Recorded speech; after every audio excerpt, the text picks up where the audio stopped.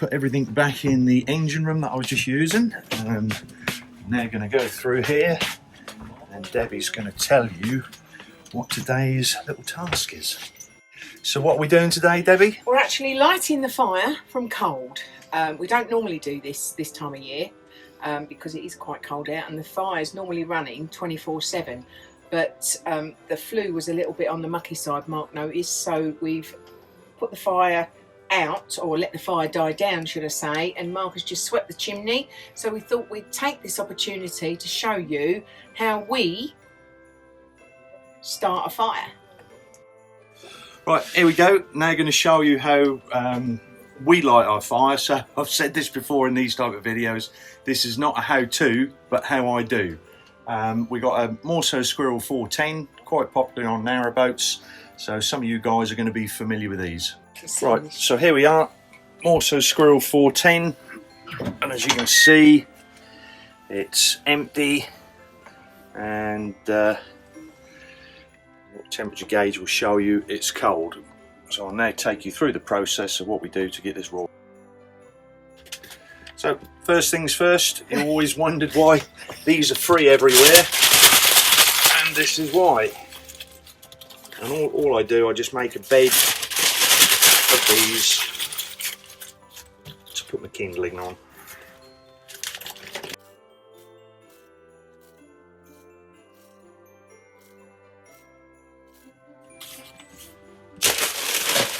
Right, so that's enough of them, and I'll just distribute those evenly. And now here's the bit I like, the kindling Jenga.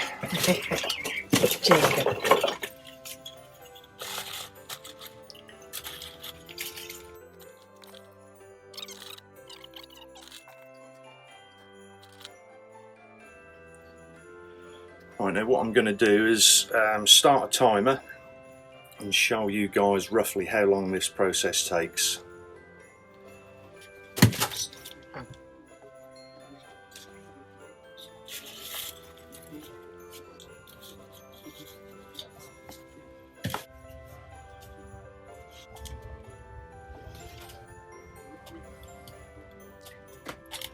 Yeah, so we've opened the top vent, which is primarily lets air in, an air wash system, so it draws the draft down across the glass, keeping the glass clean.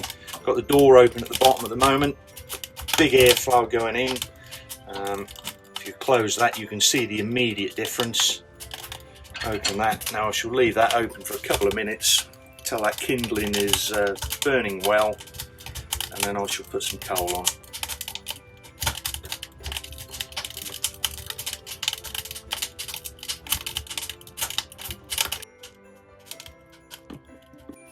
Right, this is the bit where you get spat at by the fire. Now I'm going to put some coal on.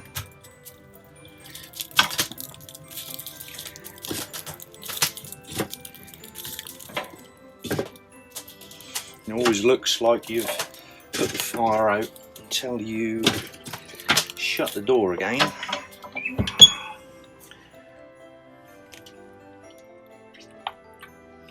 And that will start roaring through there.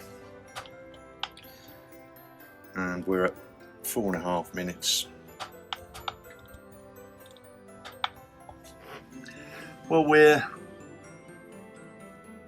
10 minutes in and the fire's now roaring, so what I'll do, I'll show you what I do with the controls to then control it. Yeah, so as I said, 10 minutes in, we've now into the optimum burn section, which is 300 degrees C. No, it's not, that would be very hot. That's 150 degrees C or 300 degrees Fahrenheit.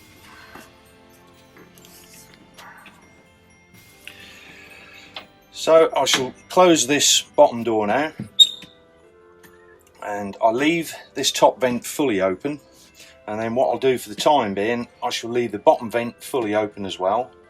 Once we get up to the temperature we want the fire, I then control it with this. Now for my particular fire and my particular boat, I normally wind it all the way down and then just 1/2 turn open, and that will usually, we'll keep it like that all day and all night. If it gets a bit cold, or when we put new fuel on, we shall open the door to give it a little bit of a roar. Right, so that's how we control the fire if we're burning coal or smokeless fuel. Just a few minor differences if you're burning wood, and like I say, this is not a how-to but how we do, so I'll show you on the controls what we do if we're burning wood. Yeah, so if we're burning wood on the fire, we shall close this bottom vent fully down and have this open, and then control the rate of the fire with the air coming in from the top. Coal needs air coming in from below to make it burn. Wood makes its own bed of ash, and as long as you've got air coming in from above, that will work fine. Well, we're all fighting to get near the fire because we let it burn out overnight, which we don't normally do. We've actually had the central heating on this morning for an hour just to take the chill off the boat. The dogs are totally disgusted with us. Yeah, they keep looking at the fire and going up to it as if to say, why is it cold? Pushing us out of the way to get near the fire. So we'll all be fighting for fireside spaces. Yeah, what I shall do later in this video is show you our procedure of what we do with the fire when we go to bed, how we stack it up to keep it lit all night, and then what we do in the morning to revive it to bring it back to life. Yeah.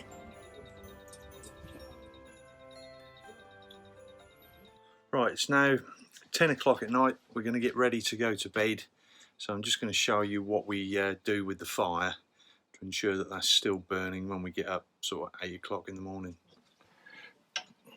Right, so all I shall do is stack this with some fresh coals, try and get a nice little pyramid going.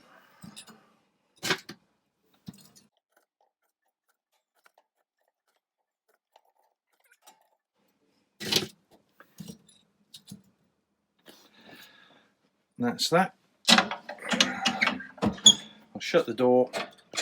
I'll leave that open for a couple of minutes just to get a little bit of a roar with the embers. I've already emptied the ash pan, so we've got no restriction on airflow. And then when I finally do shut this down, I shall close that and then just bring it back 180 degrees, and that's it, and that will still be going in the morning. Right, so that's the fire all set for tonight, and I'll see you in the morning, and hopefully if I've done it right, it will still be burning. See you in the morning. Well, I've got up ridiculously early to show you how the fire is still in. Well, not ridiculously early, but let's go have a look.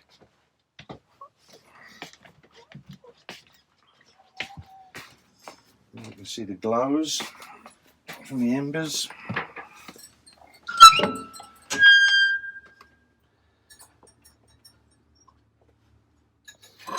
So it's just a matter of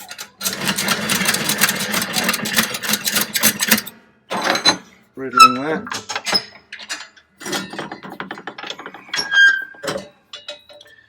Lovely.